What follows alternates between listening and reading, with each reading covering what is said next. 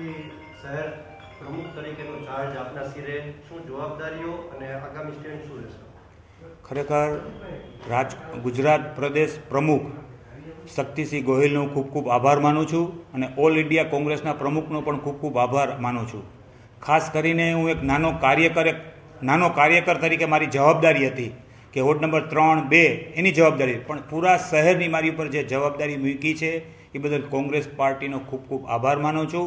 આવનારા દિવસોની અંદર ખાસ કરીને સંગઠન, રાજકોટમાં શહેરનું કોંગ્રેસ કાર્યાલય ઊભું થાય, ઘણા ટાઈમથી કાર્યાલયની મુશ્કેલી છે, એ ટોપ પ્રાયોરિટી મારી ખાસ રહેશે.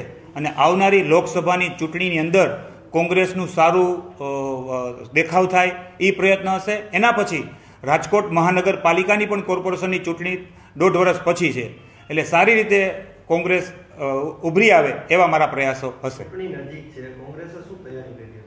ખરેખર હજી તો મારી નિમણૂક આજે જ થઈ છે, હજી તો ચૂંટણીને 1.5 મહિનો ટાઈમ છે, એટલે જેટલું સારું પાર્ટી તરફથી થશે એટલું સારું કરીશું.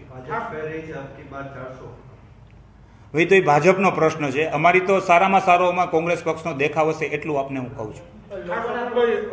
રાજકોટની અંદર કેવા મુદ્દાઓ લેશો આવનારી ચૂંટણીની અંદર કે લોકોને ફાયદો થાય? રાજકોટના જે પણ પ્રશ્ન હશે એને ટોપ પ્રાયોરિટીમાં આવશે અને સોલ્વ કરવાના પણ પ્રયત્ન કરીશું. મુખ્ય ખાસ કરીને રોડ રસ્તા છે, ડ્રેનેજના પ્રશ્ન છે, સ્ટ્રીટ લાઇટના પ્રશ્ન છે, કોકને જી બિલના પ્રશ્ન છે, પાણીના પ્રશ્ન છે, જેને ગંદા પાણી આવે છે એના પણ પ્રશ્ન સાથે લઈને પૂરા કરીશું.